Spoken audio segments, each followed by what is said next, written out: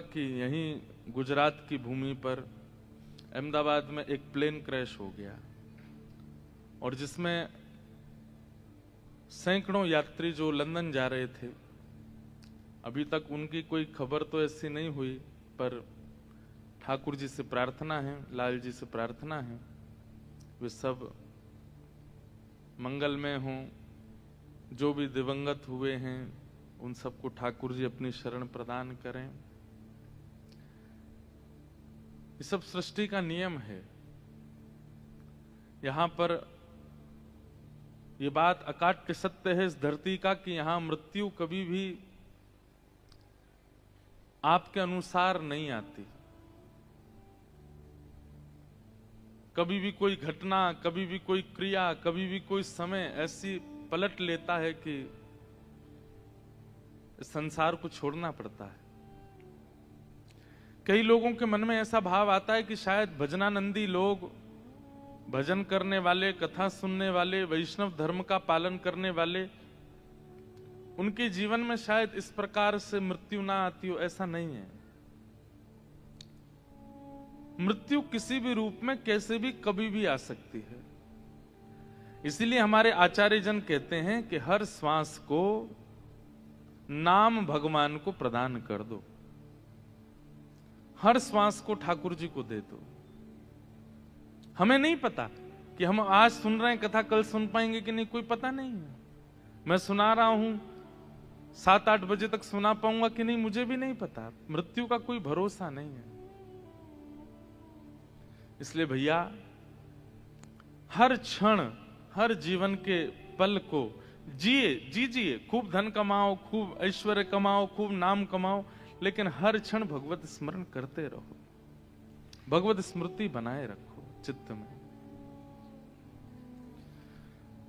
तो आज जो घटना हुई अहमदाबाद में, उसके लिए हम ठाकुर जी से प्रार्थना करते हैं।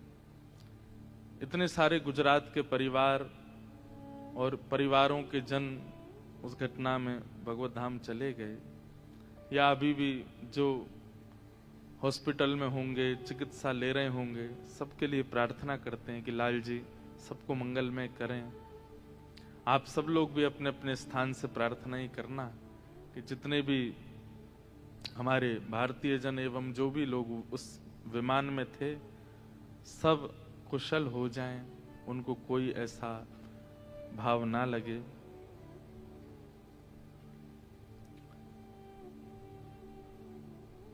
एक बात कहें, जिसके जीवन में मृत्यु आती है या जिसके जीवन में ऐसा संकट आता है, वो व्यक्ति ज्ञान शून्य हो जाता है। जैसे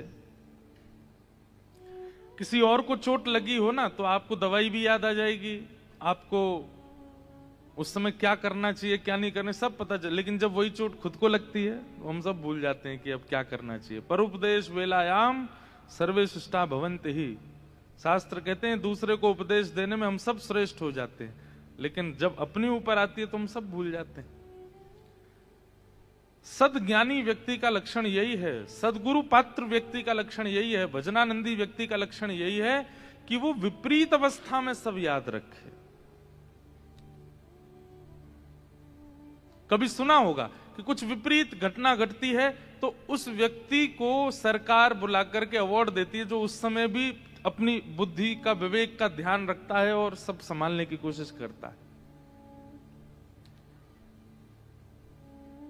हमारी आपकी स्थिति कैसी? हमें वैसे तो सब याद रहता है, लेकिन जैसे ही क्वेश्चन पेपर सामने आता है सब भूल जाते हैं। भाई, क्वेश्चन पेपर सामने जब आए तभी तो याद रखना है। वैसे चाहे आपको सारे फॉर्मूला याद हों, वैसे चाहे आपको सारे इक्वेशन याद हों, लेकिन क्वेश्चन पेपर आते ही सब भूल जाते हो, तो ये तो गड़बड़ी है ना। हम आप सब लोग वैसे ही हैं, हमको वैसे सब पता होता है, लेकिन जब अपने ऊपर बीतती है तो हम सब भूल जाते हैं। हमें पता है कि संसार नश्वर है, हमें पता है कि इस संसार में सारे संबंध स्वार्थ के हैं, लेकिन जब पत्नी विपरीत अवस्था की आ जाती है और वो विपरीत व्यवहार करती है तो हम विचलित हो जाते हैं। अरे, हमें पहले से ही पता था इस संसार में सबका संबंध स्वार्थ है, तो फिर अब इतने विचलित क्यों हो रहे हैं?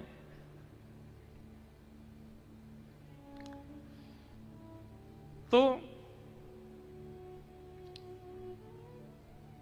व्यवस्थित अवस्था में ज्ञान को याद रखना ये ज्ञानी व्यक्ति का लक्षण नहीं, विपरीत अवस्था में ज्ञान को याद रखना, विपरीत अवस्था में गुरु के द्वारा कहे गए वचनों की स्मृति रखना ये ज्ञानी व्यक्ति का लक्षण है। आप गाड़ी चलाना सीख गए, अब आप कहते हो कि मुझे सीधा सीधा ही रोड दो, मैं टर्न वाले रोड पर नहीं चलाऊंगा मैं गाड़ी, जरा सा भी यूं मोड़ आया अब मैं नहीं चला रहा, तुम चलाओ। अरे तो फिर तुम काय बात की गाड़ी सीखी है? मैं जिस रोड पर गाड़ी चलाऊं उस पर ट्रक नहीं आना चाहिए, गाड़ी नहीं आनी चाहिए, एम्बुलेंस नहीं आनी चाहिए, और कोई रिक्शा नहीं आना चाहिए, मोटर बाइक नहीं आनी। अरे ऐसे थोड़ी होता है, गाड़ी चलानी सीखी है तो सब आएंगे। आप कहो नहीं नहीं कोई नहीं आवेगा, यहाँ बैरिकेटिंग लगवाओ, अकेली मेरी गाड़ी चले, ऐसा नहीं हो सकता। आप भक्ति के पथ पर चल रहे हैं और आप मन में विचार करते हैं कि विकार ना आवे, आप मन में विचार करते हैं कि बाधा ना आवे, आप मन में विचार करते हैं कि किसी भी प्रकार की रुकावट ना आवे, ऐसा थोड़ी होगा, सब आएगा। बल्कि और एक बात कहें, जब तक पथ पर नहीं थे तब तक इतनी ज्यादा दिक्कतें नहीं थी, लेकिन पथ पर जब आप अग्रसित होते तब और ज्यादा संख्या में आते हैं। आप भक्ति मार्ग में नहीं थे तब तक सब ठीक रहता है, लेकिन जब भक्ति मार्ग में आप आ जाते हैं तब ज्यादा विचलनता आती है, और उस समय भी अपने आप को संभालना, यही आपके भजन का, सत्संग का, गुरु निष्ठा का फल है कि आप विपरीत अवस्था में अपने आप को संभालो। तो घटनाएं भैया सबके जीवन में घटती हैं, लेकिन ये कथाएं उन घटनाओं के लिए ही हैं कि उस समय पर आपको ये स्मृति रहे, मेरे आचार्यों ने मुझे क्या बताया, मेरे गुरुजनों ने मुझे क्या बताया, मैंने अपने जीवन में क्या प्राप्त किया। तो आज जितने भी हमारे भाई बंधु जन उस विमान में थे, सबके लिए हम प्रार्थना करते हैं और ठाकुर जी से निवेदन करते हैं कि हे नाथ, आप सबकी रक्षा करना। आइए अब ब्रज भाव में हम लोग प्रवेश करते हैं। हम लोग कल निवेदन कर रहे थे कि भगवान के परपौत्र वज्रनाभ वृंदावन आए। आप सबको कथा पता है, द्वारिकाधीश अपनी लीला पूरी करके जा चुके हैं, और उसके बाद वज्रनाभ 16,100 राजकुमारियां जो भगवान की थीं, उनको अपनी 16,100 माताओं के साथ वज्रनाभ वृंदावन आए। और वृंदावन आकर के उनको क्या मिला? कुछ भी नहीं, यहां कोई नहीं है, केवल यमुना जी हैं, केवल गिरिराज जी हैं और वृक्षवल्लरी आदि ये सब है, और कुछ नहीं है। तब उन्होंने सांडिल्य मुनि का स्मरण किया और भगवान के कुल मोहित्र श्री सांडिल्य मुनि आए, कुल पुरोहित। और सांडिल्य मुनि ने आकर के कहा, सबसे पहली बात बहुत ध्यान से सुनिएगा, जो थे शब्द का प्रयोग तुम कर रहे हो कि इस ब्रज में ठाकुर जी लीला करते थे, अब कहां हैं? ये थे शब्द नहीं है, व्रज में थे शब्द नहीं है शब्द का प्रयोग करो। ठाकुर जी आज भी लीला कर रहे हैं। अरे वज्रनाभ, ये एकमात्र व्रज ऐसा है जहां प्रत्यक्ष दृष्टि से नहीं देखा जा सकता। प्रत्यक्ष दृष्टि से, मैं कहता हूं कथा में, आप अपनी भौतिक दृष्टि से अगर देखोगे तो आपको गलियां दिखेंगी, रोड दिखेंगी, ट्रैफिक दिखेगा, बंदर दिखेंगे, ब्रजवासी दिखेंगे, भीड़ दिखेगी। लेकिन जब आप प्रेम दृष्टि से देखेंगे तो आपको कुछ और दिखेगा। ये जितने भी आचार्य गए हैं वृंदावन, ये प्रेम दृष्टि जागृत करके गए हैं, और इनको उसी भाव में ठाकुर जी दिखाई देते हैं। चाहे वो भक्तिमती मीराबाई हो, मीराबाई अपने मैंने पहली बार मीरा चरित्र भी गांधी धाम में ही कहा था, अभी फिर मीरा चरित्र और विस्तार से कहेंगे सितंबर में चंडीगढ़ में। 7 दिन का मीरा चरित्र है, उसका प्रारंभ हमने गांधी धाम से किया। तो उस विषय में क्या आता है कि मीराबाई वर्षों तक नहीं गई वृंदावन। मीराबाई के जीवन में कई घटनाएं घट गईं। उनका विवाह कर दिया गया, उनके पति जिनसे विवाह हुआ उनकी मृत्यु हो गई, उनके देवर ने खूब प्रताड़ना कर दी, उनके परिवारी जनों ने क्या क्या नहीं किया। उसके बाद वो अपना ससुराल छोड़ के पीहर आ गई। फिर उसके बाद भी बहुत वृंदावन नहीं गई। क्यों? क्योंकि अभी तक प्रेम, जबकि मीराबाई की प्रेम दृष्टि वो तो पहले से ही जागृत थी, लेकिन वो उसमें और प्रगाढ़ता चाहती थी कि मैं वृंदावन जाऊं तो मुझे वहां दोष ना दिखे। और जब प्रेम दृष्टि जागृत हो गई तब मीराबाई वृंदावन को गई।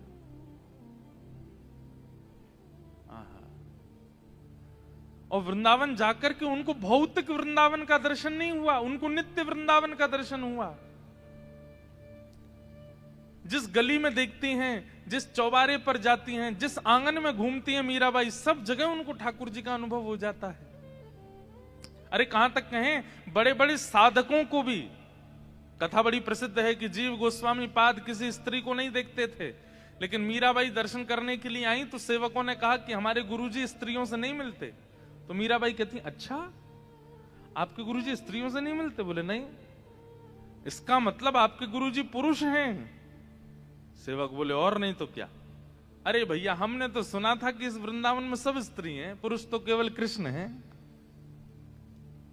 जहां पर देवादिदेव महादेव गोपीश्वर बनकर के आते हैं, जहां पर देवादिदेव महादेव शंकर भी गोपी बनकर के आते हैं, वहां आपके गुरुजी पुरुष हैं। वृंदावन में तो एक ही पुरुष सुना था हमने, आपके गुरुजी भी पुरुष हैं। ऐसा कहकर के मीराबाई तो चली गई। लेकिन शिष्यों ने ये बात जाकर के जब जीव गोस्वामी जी से कही कि मीराबाई बोल रही हैं कि वृंदावन में केवल एक पुरुष है, बाकी सब गोपी हैं। उसी दिन जीव गोस्वामी बोले कि भजन तो वर्षों से कर रहा था, साधन तो बहुत दिनों से कर रहा, पर फल आज मिला। क्या? कि ये देह बुद्धि मेरे अंदर थी कि मैं पुरुष हूं और वो स्त्री है, और उसने आकर के मेरी इस देह बुद्धि को नष्ट कर दिया कि वृंदावन में केवल एक पुरुष है। और गए और मीराबाई को देख करके अपना ये नियम तोड़ दिया कि मैं स्त्रियों से नहीं मिलूंगा। ये है प्रेम दृष्टि कि मीराबाई स्वयं तो सब जगह श्री कृष्ण का अनुभव करी नहीं है वृंदावन में, और जो साधक वर्षों से वृंदावन में, उनका भी जाकर के कृष्ण दर्शन करा रही हैं।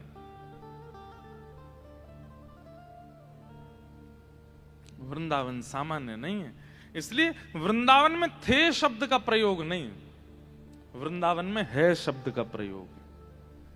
ठाकुर जी लीला करते थे नहीं, करते हैं आज भी। और फिर उसके बाद सांडिल्य मुनि ने दर्शन कराया, मुझे देखो वहां दिख रहे हैं, मुझे देखो वहां दिख रहे हैं, आदि आदि सब जगह जब ठाकुर जी का अनुभव होने लगा, तब वज्रनाभ ने कहा, भगवान मैं ऐसा क्या करूं कि ब्रज मुझे स्वीकार करे? तब सांडिल्य मुनि ने 4 बातें कही। एक बात आपने बहुत सुनी होगी, नाम रूप लीला और धाम। नाम रूप लीला और धाम, ये 4 भक्ति की प्रणाली हैं, प्रेम लक्षणा भक्ति की प्रणाली हैं। परंतु इन चारों को इस क्रम से नहीं करना है। नाम रूप लीला और धाम ये बाद का क्रम है, इससे पहले का क्रम कुछ और है। क्या? धाम लीला रूप फिर नाम। समझ में आई बात? सबसे पहले धाम, और फिर धाम में लीला, लीला में रूप, और रूप के बाद नाम। और अभी जो कलयुग चल रहा है ना, इसमें तो यही प्रणाली अपनानी पड़ेगी। पहले धाम जाओ, पहले वृंदावन जाओ। अब वृंदावन के जो सुंदर सुंदर घाट हैं वहां पर जाओ, जैसे कि कालीद है। आप लोग वृंदावन जाएंगे तो वृंदावन परिक्रमा लगाएंगे तो रास्ते में पड़ेगा कालीद है, जहां पर भगवान ने कालिया नाग के ऊपर नृत्य किया। तो जब काली दह का दर्शन करो तो ये नहीं आना चाहिए ठाकुर जी ने नृत्य किया, वहां बैठ करके थोड़ी देर चिंतन होना चाहिए। मतलब धाम में तो आ गए, अब धाम में उस स्थान पर बैठ के लीला का चिंतन करो। अब लीला का चिंतन कैसे, सुनो। श्री जयदेव महाप्रभु कहते हैं, बहुत ध्यान से सुनिएगा, यही प्रकल्प बताया है यहां पर सांडिल्य मुनि ने कि धाम जाओ और धाम में जिस स्थान का दर्शन करो वहां उस स्थान पर लीला का अनुभव करो। राधा रमण जी गए हैं तो आप राधा रमण जी को देखो तो आपके सामने झांकी आनी चाहिए कि श्री गोपाल भट्ट जी के शालिग्राम जी थे। गोपाल भट्ट जी बड़े व्याकुल रहते थे। एक दिन उन्होंने निवेदन किया कि नाथ आपके भी नेत्र हो, नासिका हो, होठ हो, कान हो, हाथ हो, पैर हो। और एक दिन उनकी विरह भावना से ये स्वरूप प्रकट हो गया। इस भावना से जब आप उस धाम का दर्शन करोगे तो वो धाम अवस्थित हो जाएगा चित्त में। मतलब लीलात्मक धाम का दर्शन। बहुत ध्यान से सुनिएगा। कालीध है, कालिया विषधारा गंजन जनरंजन जनरंजन। अभी महाप्रभु जगन्नाथ जी अनवसर में चले गए हैं। अगर आप लोगों के घर पे कहीं भी जगन्नाथ जी का स्वरूप हो, जगन्नाथ जी, हमारी कथा में रोज जगन्नाथ जी विराजते हैं, आज नहीं आए हैं क्योंकि अगले 15 दिन के लिए जगन्नाथ जी अब अनवसर में हैं। इसलिए किसी के घर पर अगर चित्र भी हो ना जगन्नाथ जी का, तो एक सुंदर वस्त्र पर इत्र लगा के जगन्नाथ जी को धरा दो। अभी 15 दिन दर्शन नहीं करना है जगन्नाथ जी का। महाप्रभु जगन्नाथ अनवसर में हैं इस वक्त। उन जगन्नाथ जी के सन्मुख जयदेव महाप्रभु गा रहे हैं, कालिया विषधारा गंजन जनरंजन जनरंजन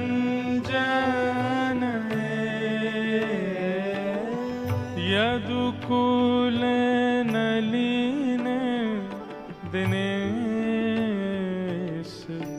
जय जय देव हरे। यदुकुल नलिन दिनेश जय जय देव हरे।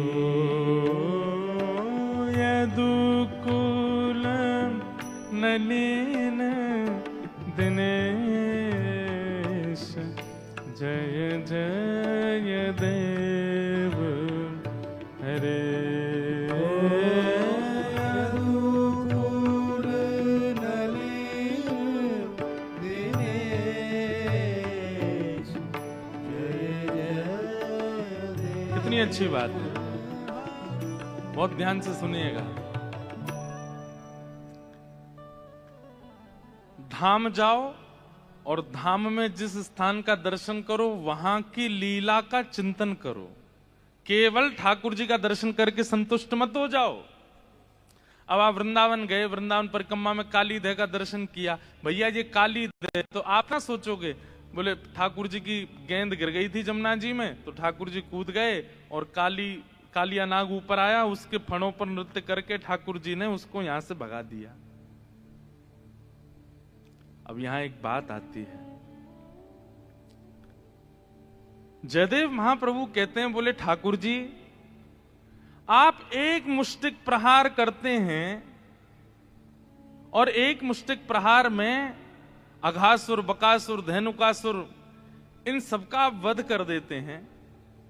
पूतना जैसी राक्षसी का आप केवल पयोधर पान करके वध कर देते हैं। अपनी इकन्नी उंगली के नख पर आप गिरिराज जी को धारण कर लेते हैं और इतना आपने नृत्य किया कालिया नाग के ऊपर, फिर भी वो मरा नहीं। क्यों? हमारे मन में कभी नहीं आई ये बात। कितना नृत्य किया। भागवत जी में वर्णन आता है कि चम चम चम चरण धरत, चम चम चम चरण धरत, बिम बिम बिम बिनती करत, बिम बिम बिम बिनती करत, नाग वधू तारी तांडव, गति मुंडन पर तांडव, गति मुंडन पर तांडव, गति मुंडन पर तांडव, गति मुंडन पर निरतत बनवारी तांडव, गति मुंडन पर तांडव। हमारे ब्रज में गाते हैं पद, चम चम चम चरण धरत। ठाकुर जी कैसे चरण धर रहे हैं? बोले कि 108 मुख हैं कालिया नाग के, और वो जिस जीव को बाहर निकालता है। अब ठाकुर जी अभी 14वें नंबर वाले सिर के ऊपर हैं, और उसने जीव निकाली 80 नंबर वाले की, तो ठाकुर जी सीधे वहां कूदते हैं। जिस जीव को निकालता उसी पर ठाकुर जी का दूसरा छोटे से कन्हैया, इतना विशाल कालिया नाग, और इतनी द्रुत गति से ठाकुर जी उसके ऊपर नृत्य कर रहे हैं। और कहते हैं नृत्य करते करते ठाकुर जी ने जो जीव उसने निकाली वो जीव पकड़ ली ठाकुर जी ने। एक पकड़ी, दो पकड़ी, तीन पकड़ी, एक प्रकार से जैसे एक रथ हाँकने वाला रस्सी पकड़ लेता है, ऐसे ठाकुर जी ने समस्त जीव पकड़ ली कालिया नाग की। रक्त मंडित हो गया उसका मुख, लेकिन मरा नहीं। ठाकुर जी आपने कालिया नाग को क्यों नहीं मारा? और फिर जयदेव महाप्रभु कहते हैं जन रंजन ए। कालिया नाग पर जब ठाकुर जी नृत्य कर रहे थे तो जयदेव महाप्रभु कहते हैं कि यहां पर जनरंजन हो रहा था। जनरंजन मतलब सब खुश हो रहे थे। भागवत जी में तो कह रहे हैं सब रो रहे थे। यशोदा मैया रो रही है, सब ब्रजवासी रो रहे हैं, सब घबरा रहे हैं। बोले अरे लाला नीचे उतर जा, जो सांप है खा जाएगो।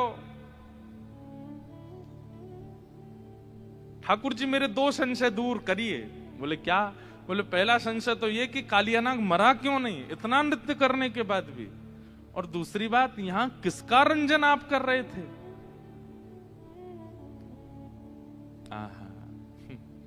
तब जयदेव महाप्रभु कहते हैं, बोले जय जय मेरे मन में एक कथा आई है। ठाकुर जी बोले कौन सी कथा? बोले मेरे मन में ऐसा भाव आया कि कालिया नाग पर नृत्य करने से 2 दिन पहले आप किशोरी जी से निकुंज में मिले थे, और वहां आपने किशोरी जी से प्रार्थना करी थी, हे श्यामाजू आप बहुत बढ़िया नृत्य करो, मुंह को भी करनो सिखाए दो। तो किशोरी जी ने आपको 2 दिन पहले नृत्य करना सिखाया था। अब जब नृत्य सिखा देते हैं गुरुजन तो फिर कहते हैं करके दिखाओ। तो आपने कहा, बोले हे श्यामाजू यहां नहीं दिखाऊंगा। बोले तो कब दिखाओ? बोले सुंदर मंच मिलेगा वहां दिखाऊंगा। मंच मिलेंगे, देखवे वाले दृष्टा मिलेंगे, तब आपको नृत्य दिखाऊंगा।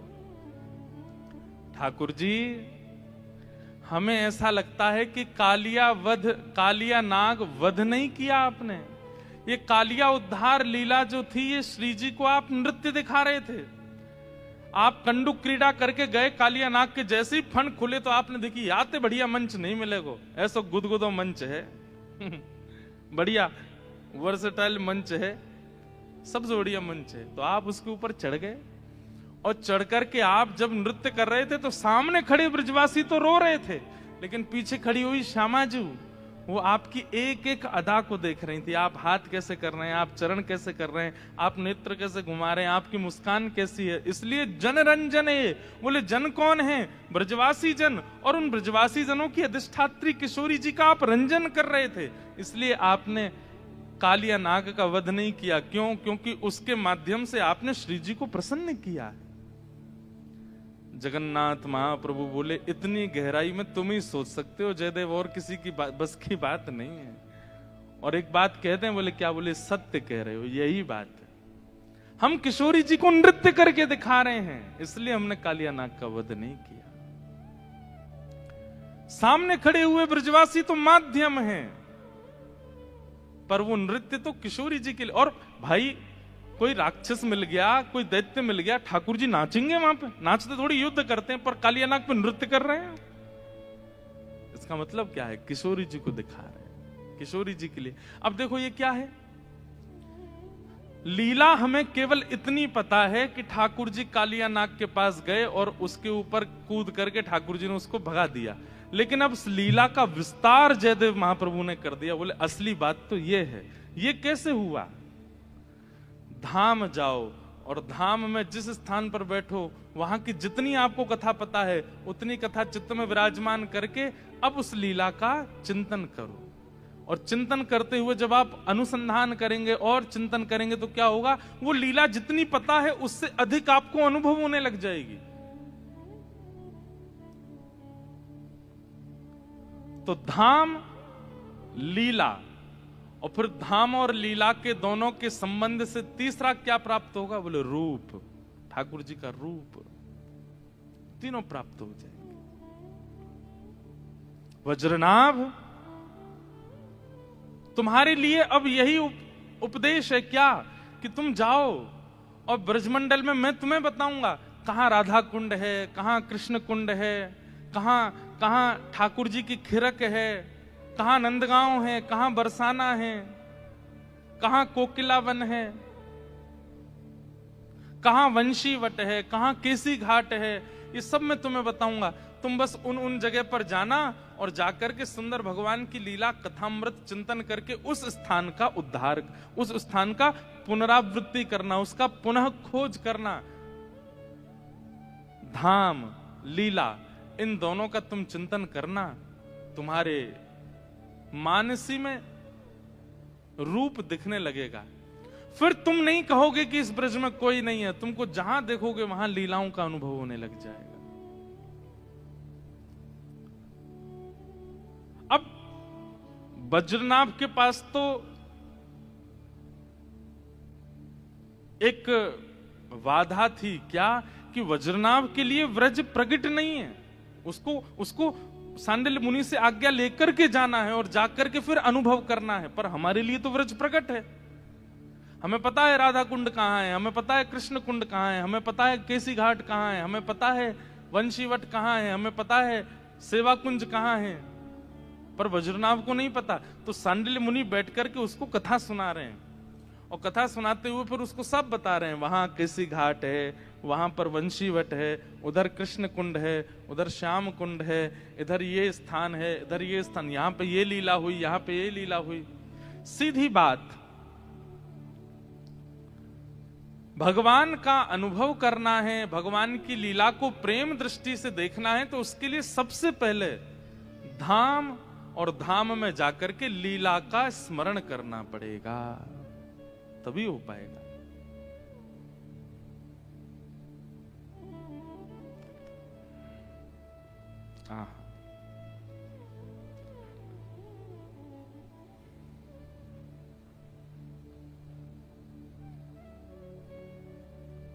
निकल पड़े वज्रनाभ और ब्रज का उत्थान करने लगे।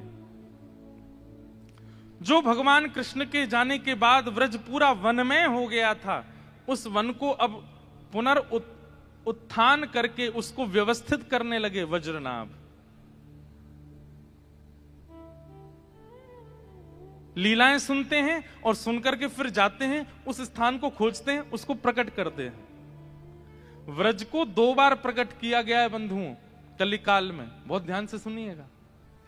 पहले तो भगवान के परपौत्र वज्रनाभ ने किया, उसके बाद व्रज पुनः अपने आप को ढक लेता है। उसके बाद उस व्रज को प्रकट रूप सनातन गोस्वामी, स्वामी श्री हरदास जी महाराज, हितरवंश महाप्रभु आदि आदि आचार्यों ने फिर से किया।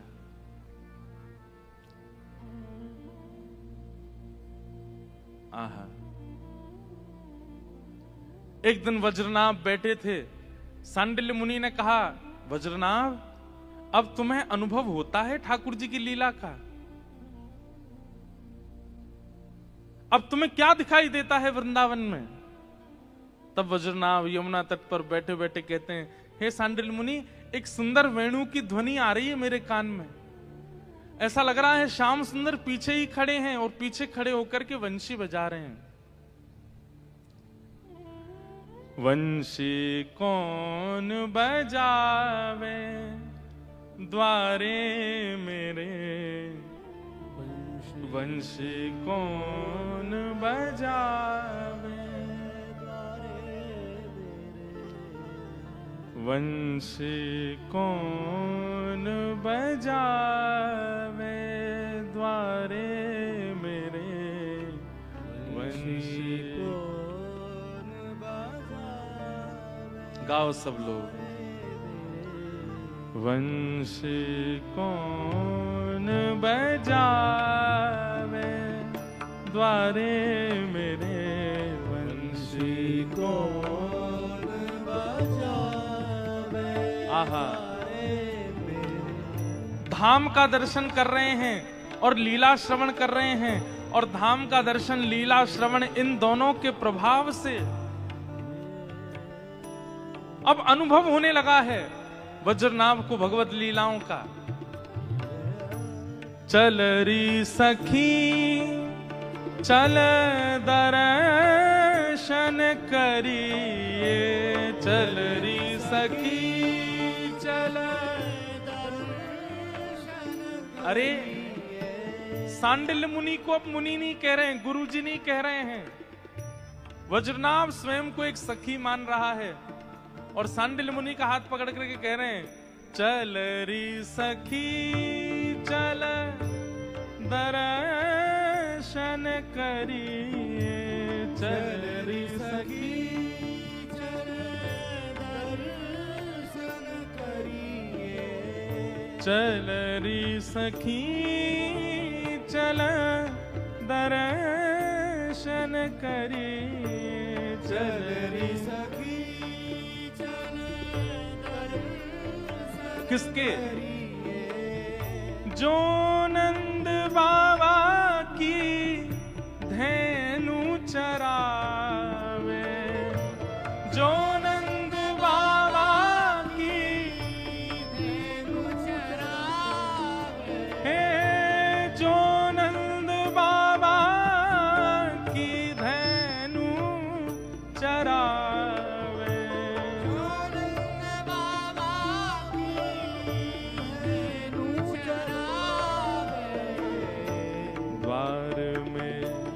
वंशी कौन बजावे द्वारे मेरे, वंशी कौन बजावे द्वारे मेरे, वंशी कौन बजावे द्वारे मेरे, वंशी कौन बजावे। बोलो वृंदावन बिहारी लाल की। वज्रनाभ को अब अनुभव हो रहा है। जो वज्रनाभ ये कहता हुआ आया था कि इस ब्रज में लीला होती थी, अब उसे प्रत्यक्ष दिख रही है।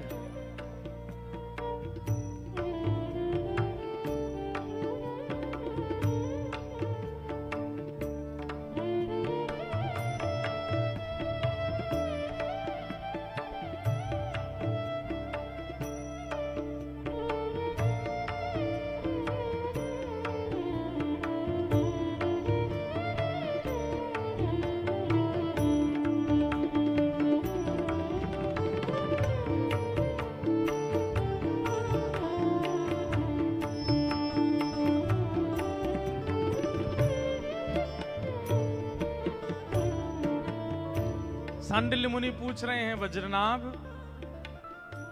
अब क्या देख रहे हो तुम?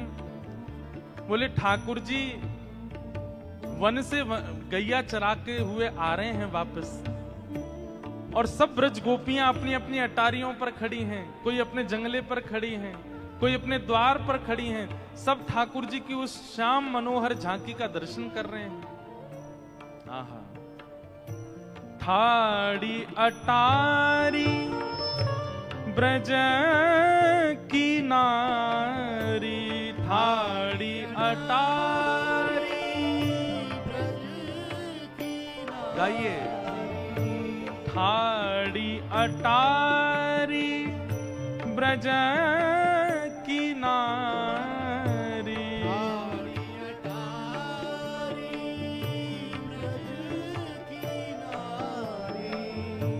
हरित फूल बरसावे, ओ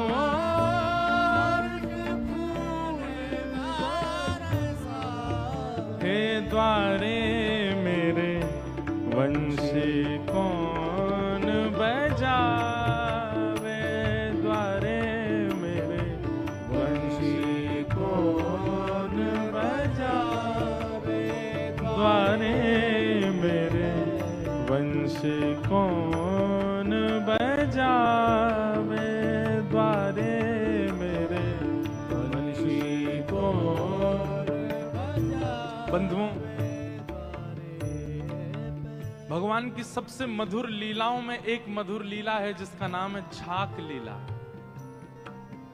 छाक लीला का मतलब क्या है? ठाकुर जी जब वन भोज करने के लिए जाते हैं वन में, अपने अपने घरों से सब ब्रजवासी निकल के आते हैं अपनी अपनी बछिया गैयाओं को लेकर के, और सब नंद भवन पर प्रतीक्षा करते हैं कि लाला आ रहा होगा। तब अपनी छोटी छोटी गैयाओं को लेकर के ठाकुर जी आते हैं बाहर। और कैसे आते हैं वो झांकी कैसे पता है? घुटने से ऊपर ऊपर तक ठाकुर जी धोती पहनते हैं, कमर में सुंदर काली कमली बांधते हैं, उसमें वंशी खोंच लेते हैं, एक गैया हाकवे की छड़ी ऐसे कंधे पर लटका लेते हैं, और उस छड़ी के अंतिम भाग में एक पोटली टंगी होती है, उसमें छाक, छाक माने भोजन, भोजन यशोदा मैया ने रखे, कछु रोटी रखी, मक्खन रखे हैं, मिश्री रखी है, वो छाक लटका करके सब ब्रजवासी देखेंगे किसकी छाक बड़ी है। मतलब छड़ी पर टंगे भय जो अंतिम भाग में जो वस्त्र हैं वो कौन को बड़ो है। कभी मधुमंगल को बड़ो है, कभी श्रीदाम जा को बड़ो हो, वह सब कहें लाला आज तो या की छाक ज्यादा बड़ी लग रही है, यही की पामेंगे सब लोग। लेकिन ठाकुर जी की जो छाक है वो सबसे छोटी होती है। क्यों? क्योंकि ठाकुर जी अपने भवन में नहीं पाते, ठाकुर जी सबके भवन का पाते हैं, सबका पाते हैं।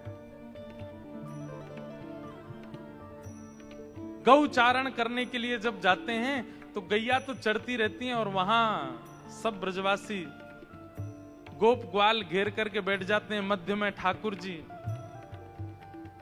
सुकाचार्य जी वर्णन करते हैं, विभ्रद वेणुम जठर पटयो शांग वेत्रे च कच्छे वामे पाणे मृषण कवलम तत्फलम लांगुलीषु तिष्ठन मध्य। चारों तरफ गोप ग्वाल बैठ जाते हैं और बीच में ठाकुर जी बैठते हैं और सबसे पूछते हैं भैया कहां लेके आए हो, नेक नेक बताओ। एक लीला है कि यशोदा मैया ने आज लाला के काजे सुंदर दही भेजी,